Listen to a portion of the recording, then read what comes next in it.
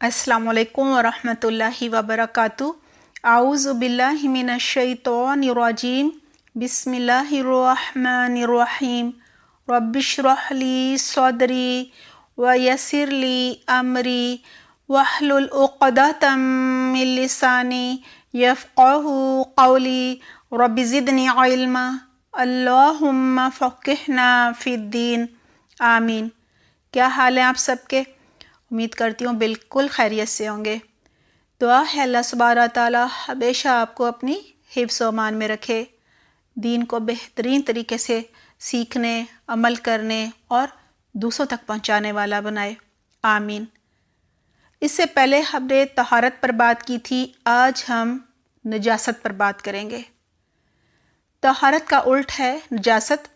طہارت پاکی کو کہتے ہیں اور نجاست گندگی، ناپاکی، غلاظت اور بول و براز کو کہا جاتا ہے۔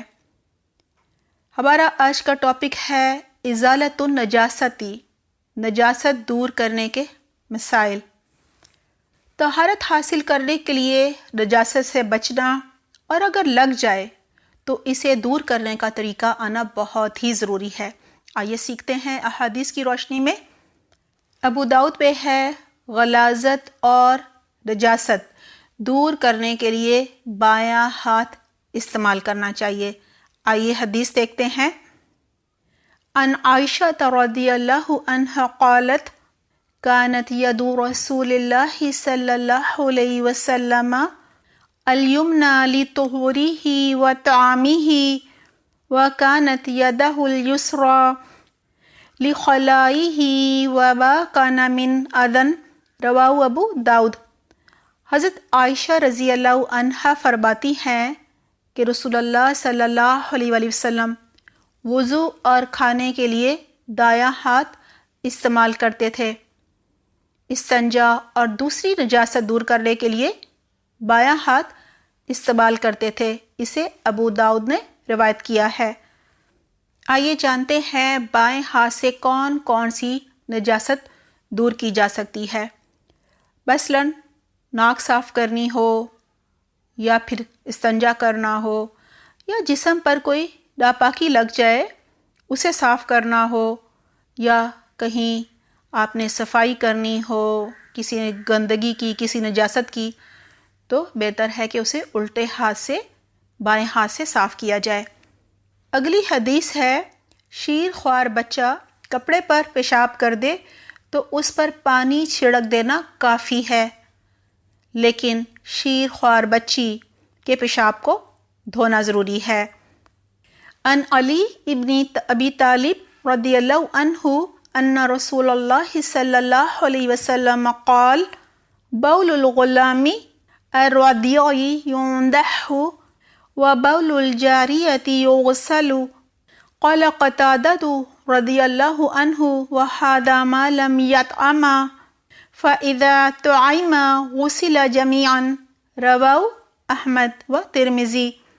حضرت علی ابن ابی طالب رضی اللہ عنہ سے روایت ہے کہ رسول اللہ صلی اللہ علیہ وآلہ وسلم نے فرمایا، شیر خوار بچے کے پیشاب پر پانی چھڑک دیا جائے اور شیر خوار بچی کے پیشاب کو دھویا جائے۔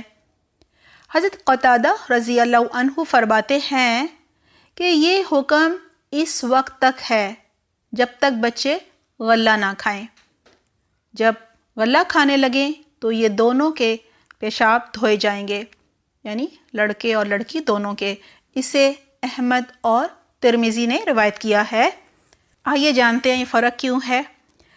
جی، اس کی وجہ یہ ہے کہ بچی کا جو پیشاب ہوتا ہے وہ گاڑھا ہوتا ہے اور وہ ایک ہی جگہ اکٹھا ہو جاتا ہے، جمع ہو جاتا ہے، جبکہ بچے کا پیشاب جو ہے وہ دور دور چھینٹوں کی صورت میں جاتا ہے۔ یہی وجہ ہے کہ اس پر پانی کے چھینٹے بھی ڈال دیے جائیں تو پاکی جو ہے وہ حاصل کی جا سکتی ہے۔ لیکن بچی کے پیشاب کو دھونا آسان بھی ہوتا ہے، وہ ایک ہی جگہ جمع ہوتا ہے، یہ وجہ ہے۔ اور دوسرا یہ جو ہے کہ جب تک بچے غلہ نہ کھائیں، تو بچے غلہ کب کھانے لگتے ہیں؟ 4 مہینے میں ان کو دے دیا جاتا ہے سیریل یا سیریلیک یا فیریکس وغیرہ یا دلیا، کوئی اناج، جب یہ چیزیں کھانے لگیں تو پھر دونوں کے لیے ایک ہی حکم ہے کہ پھر پانی چھڑکنے سے پاکی حاصل نہیں ہوگی۔ یعنی بچے جب سالڈ غذا کھانے لگیں تو پھر دونوں کے پیشاب کو دھویا جائے گا پانی چھڑکنے سے، پھر لڑکے کے پیشاب پر پاکی حاصل نہیں ہوگی صرف پانی چھڑکنے سے۔ اسی بارے میں ایک اور حدیث ہے، ان ام قیس بنت محصن رضی اللہ عنہا انہا اتت رسول اللہ صلی اللہ علیہ وسلم بابن لها لم يأكل الطعام فوضعته في حجره فبال قال فلم يزد على ان ندح بالماء، رواہ مسلم۔ حضرت ام قیس بنت محصن رضی اللہ عنہا سے روایت ہے کہ وہ اپنا بیٹا رسول اللہ صلی اللہ علیہ وسلم کے پاس لے کر حاضر ہوئیں کہ ابھی وہ اناج نہیں کھاتا تھا۔ اسے حضور صلی اللہ علیہ وسلم نے گود میں بٹھا لیا تو اس نے پیشاب کر دیا۔ حضور صلی اللہ علیہ وسلم نے اس کے اوپر پانی چھڑکنے کے علاوہ کچھ نہیں کیا، یعنی اسے دھویا نہیں۔ اسے مسلم نے روایت کیا ہے۔ اگلی حدیث ہے، کپڑے پر منی یا کوئی دوسری رطوبت لگ جائے تو اتری جگہ پانی سے دھو کر نماز پڑھ لینی چاہیے، خواہ نشان باقی رہے۔ جی، منی سے مراد سیمن ہے، اور جو رطوبت ہے کوئی بھی ویٹ ڈسچارج۔ آئیے حدیث دیکھتے ہیں۔ ان عائشہ رضی اللہ عنہا قالت كنت اغسل الجنابة من ثوب النبي صلى الله عليه وسلم فيخرج إلى الصلاة وإن بقى الماء في ثوبه، رواه البخاری۔ حضرت عائشہ رضی اللہ عنہا فرماتی ہیں، میں نبی اکرم صلی اللہ علیہ وآلہ وسلم کے کپڑے سے جنابت دھو دیتی، پھر آپ صلی اللہ علیہ وآلہ وسلم نماز کے لیے تشریف لے جاتے اور پانی کی نمی کپڑوں پر باقی ہوتی۔ اسے بخاری نے روایت کیا ہے۔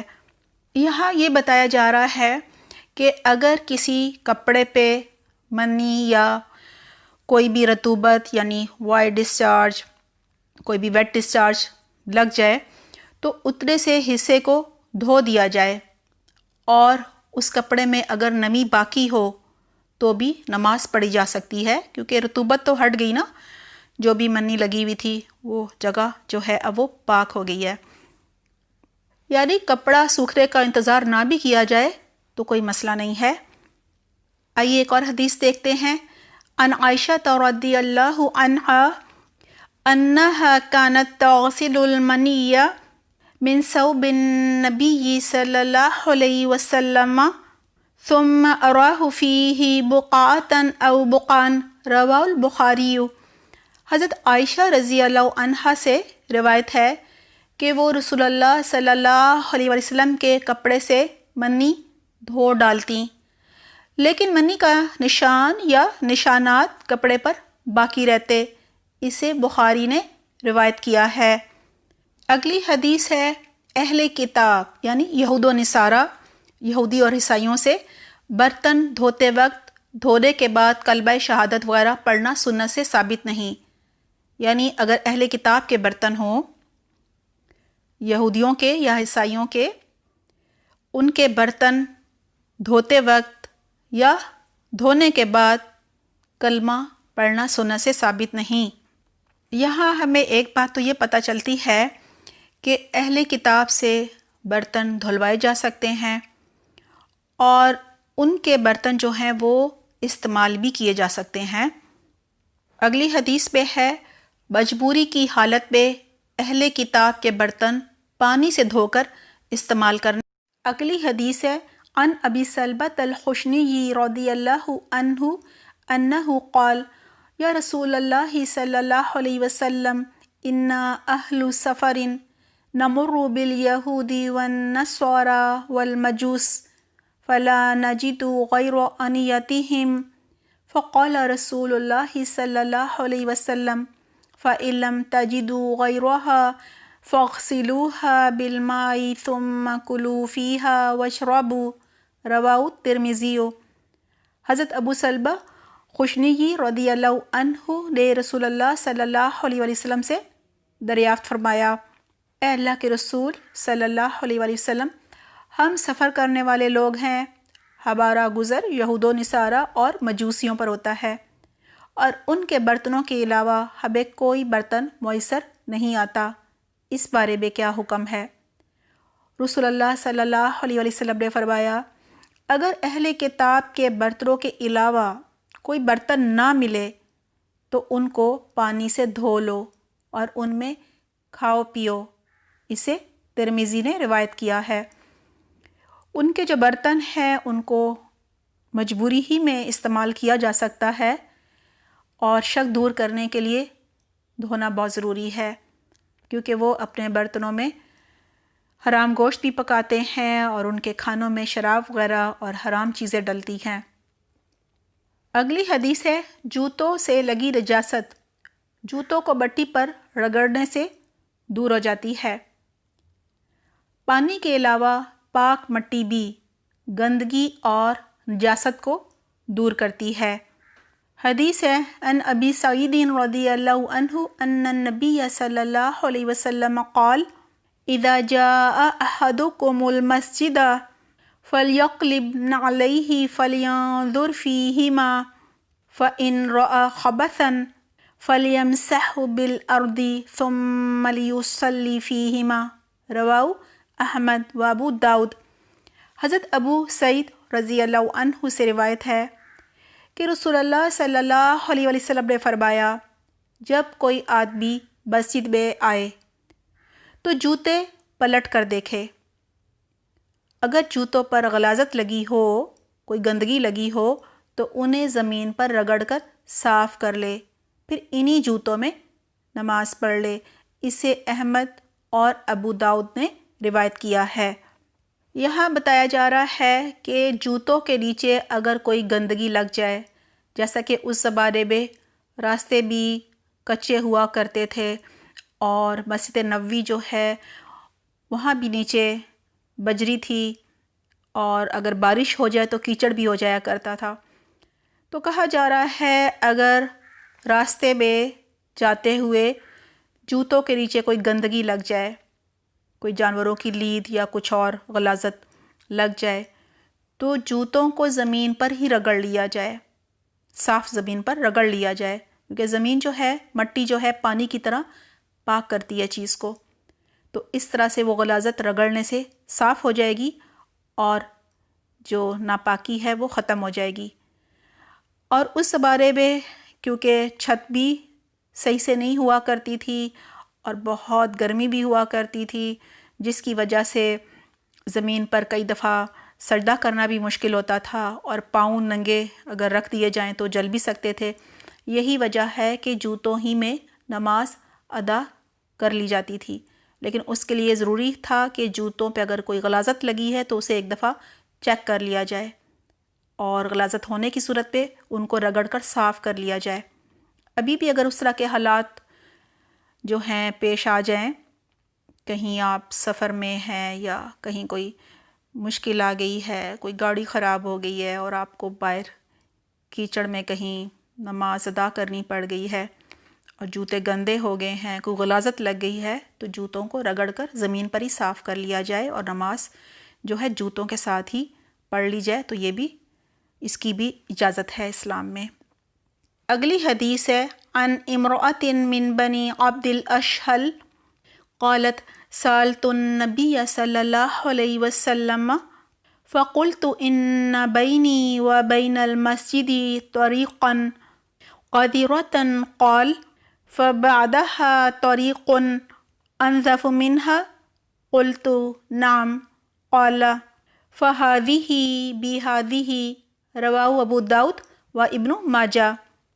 بنو عبد الاشہل کی ایک عورت نے نبی اکرم صلی اللہ علیہ وآلہ وسلم سے عرض کیا، ہمارے گھر اور مسجد کے درمیان کچھ راستہ گندا ہے، یعنی اگر جوتوں پر غلاظت لگ جائے تو کیا کرنا چاہیے؟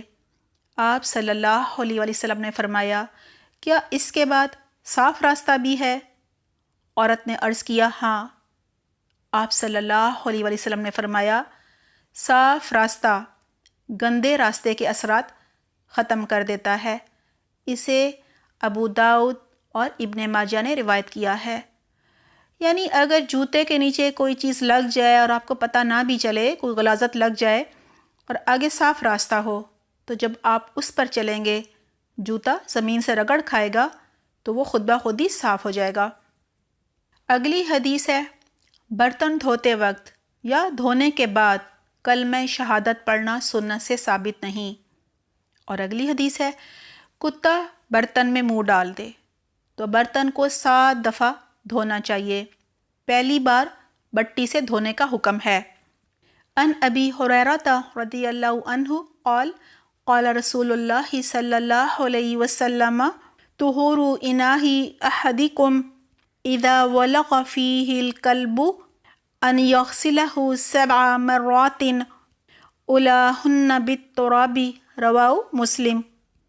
حضرت ابو ہریرہ رضی اللہ عنہ کہتے ہیں کہ رسول اللہ صلی اللہ علیہ وسلم نے فرمایا جب کتا برتن میں منہ ڈال دے تو اس کو پاک کرنے کا طریقہ یہ ہے کہ برتن 7 مرتبہ دھویا جائے۔ پہلی دفعہ یعنی پہلی بار بٹی سے دھونا چاہیے۔ اسے مسلم نے روایت کیا ہے۔ اللہ سبحانہ تعالیٰ نے ہمارے دین میں بہت سی آسانیاں رکھی ہیں، اور یہ مٹی جو ہے قدرتی طور پر اللہ سبحانہ تعالیٰ نے اسے جراثیم کش بنایا ہے، اور یہ ہر جگہ آرام سے مل جاتی ہے۔ اگر کسی برتن میں سے کتے نے کچھ کھا پی لیا، اسے ناپاک کر دیا، تو اب اسے پاک کرنے کے لیے یعنی اس کے منہ میں سے جو جراثیم اس میں چلے گئے ہیں ان کو پاک کرنے کے لیے مٹی جو کہ جراثیم کش ہے اس سے پہلی دفعہ دھونا ہے، اور اس کے بعد 6 دفعہ اور دھونا ہے، یعنی 7 مرتبہ دھونا ہے، تو انشاءاللہ اس سے وہ برتن جو ہے پاک ہو جائے گا۔ اگلی حدیث ہے جنبی کو طہارت حاصل کرنے کے لیے پانی سے غسل کرنا چاہیے۔ پانی میسر نہ ہونے کی صورت پہ مٹی سے تیمم کر کے طہارت حاصل کی جا سکتی ہے۔ یہاں جنبی سے مراد ہے جو حالت جنابت میں ہو۔ اگر عورتوں کو حیض و نفاس ہو رہا ہو تو وہ بھی جنبی ہوتی ہیں، اور اگر مرد اور عورت آپس پہ کوئی تعلق قائم کر لیں تو وہ بھی جنبی ہو جاتے ہیں۔ اور یہ اللہ سبحانہ تعالیٰ کا بہت بڑا احسان ہے کہ جنبی کو طہارت کے لیے تو پانی سے غسل کرنا چاہیے، لیکن اگر پانی نہ ہو تو مٹی سے تیمم کر کے وہ طہارت حاصل کر سکتا ہے۔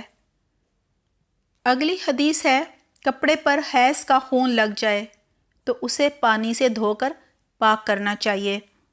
یہاں ہمیں یہ چیز بھی سمجھنی چاہیے، فرض کریں کہ کپڑے کے ایک تھوڑے سے حصے پہ حیض کا خون لگ گیا ہے تو اتنے سے حصے کو اچھی طرح سے کھرچ کر دھو لیا جائے۔ پورا کپڑا دھونے کی ضرورت نہیں ہے کہ اب پوری قمیض دھونی ہے ورنہ پاکی نہیں ہوگی، ایسا کچھ نہیں ہے۔ بس اتنے سے حصے سے نجاست دور کر دی جائے اور اس کو دھو دیا جائے اچھی طرح۔ اگلی حدیث ہے بردہ حلال جانور کی کھال دباغت سے پاک ہو جاتی ہے۔ یہاں ایک تو یہ چیز نوٹ کر لیجئے کہ جانور مرا ہوا ہو لیکن ہو حلال، یعنی کوئی درندہ نہ ہو جیسے شیر، چیتا۔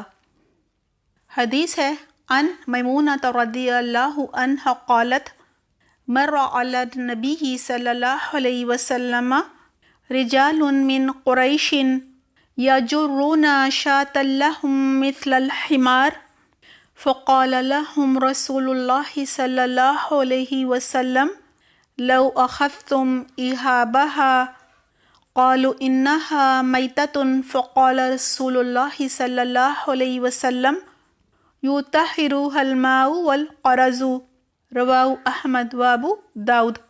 حضرت میمونہ رضی اللہ عنہا سے روایت ہے کہ نبی اکرم صلی اللہ علیہ وسلم نے دیکھا قریش کے کچھ لوگ بری ہوئی بکری کو برے ہوئے گدھے کی طرح کھینچ کر لے جا رہے تھے۔ رسول اللہ صلی اللہ علیہ وسلم نے فرمایا اگر تم اس بری ہوئی بکری کا چمڑا اتار لیتے تو اچھا ہوتا۔ لوگوں نے عرض کیا یہ مردار ہے۔ رسول اللہ صلی اللہ علیہ وسلم نے فرمایا چمڑے کو پانی اور کیکر کی چھال پاک کر دیتے ہیں۔ اسے ابو داؤد نے روایت کیا ہے۔ یہاں ایک بات تو یہی پتہ چلتی ہے کہ حلال جانور اگر مر جائے تو بھی اس کی کھال جو ہے اس کو جب رنگ دیا جاتا ہے یعنی چمڑے کو تو وہ پاک ہو جاتا ہے۔ پانی میں جب کیکر کی چھال کو خوب پکایا جاتا ہے اور پھر اس سے کھال کو رنگا جاتا ہے، کھال اس میں ڈال دی جاتی ہے تو اس کو دباغت کہتے ہیں، یعنی مرے ہوئے حلال جانور کا جو چمڑا ہے وہ دباغت سے پاک ہو جاتا ہے۔ اگلی حدیث ہے پیشاب کی نجاست پانی سے دور ہو جاتی ہے، زمین خشک ہو کر خود بخود پاک ہو جاتی ہے۔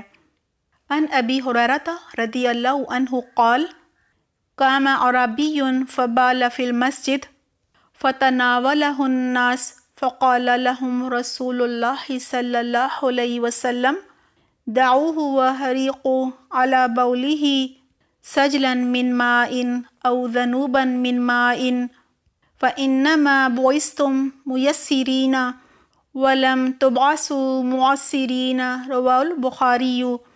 حضرت ابو ہریرہ رضی اللہ عنہ فرماتے ہیں کہ مسجد نبوی صلی اللہ علیہ وسلم میں ایک بدو نے پیشاب کر دیا، لوگ اسے مارنے کو دوڑے۔ رسول اللہ صلی اللہ علیہ وسلم نے فرمایا اسے کچھ نہ کہو اور اس کے پیشاب پر پانی کا ڈول بہا دو، کیونکہ تم مشکل پیدا کرنے کے لیے نہیں آسانی پیدا کرنے کے لیے بھیجے گئے ہو۔ اسے بخاری نے روایت کیا ہے۔ یہاں ہمیں بہت سی چیزیں پتہ چلتی ہیں۔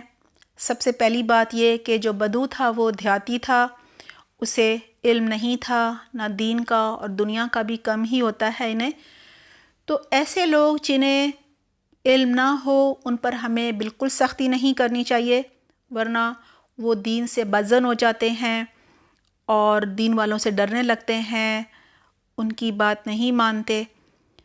لہٰذا حکمت سے معاملہ کرنا چاہیے۔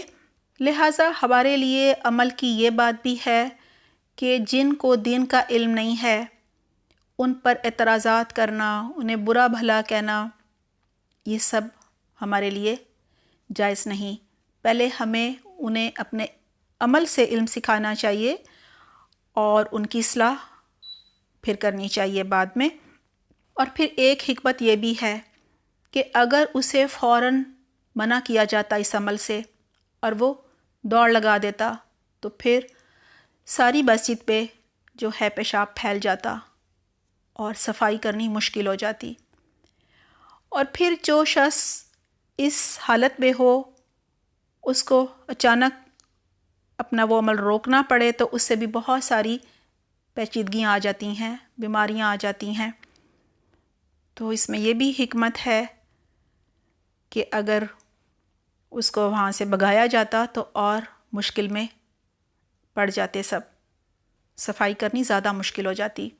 لہٰذا لوگوں کی اصلاح بھی پیار محبت سے کرنی ہے تاکہ وہ دین سے دور نہ بھاگیں اور نہ ہی دین سکھانے والوں سے وہ گھبرائیں اور ڈریں۔ اگلی حدیث ہے پینے والی چیز میں مکھی گر جائے تو اسے ڈبو کر نکال دینے سے مکھی کی نجاست جو ہے دور ہو جاتی ہے۔ عن ابی ہریرہ رضی اللہ عنہ ان رسول اللہ صلی اللہ علیہ وسلم قال اذا وقع الذباب فی اناء احدکم فلیغمسه کلہ ثم لیطرحه فإن فی احدى جناحیہ شفاء وفی الآخر داء رواہ احمد والبخاری وابو داؤد وابن ماجہ۔ حضرت ابو ہریرہ رضی اللہ عنہ فرماتے ہیں رسول اللہ صلی اللہ علیہ وسلم نے فرمایا جب کسی کے مشروب پہ مکھی گر جائے تو اسے پوری طرح ڈبو کر پھینک دینا چاہیے اور مشروب پی لینا چاہیے۔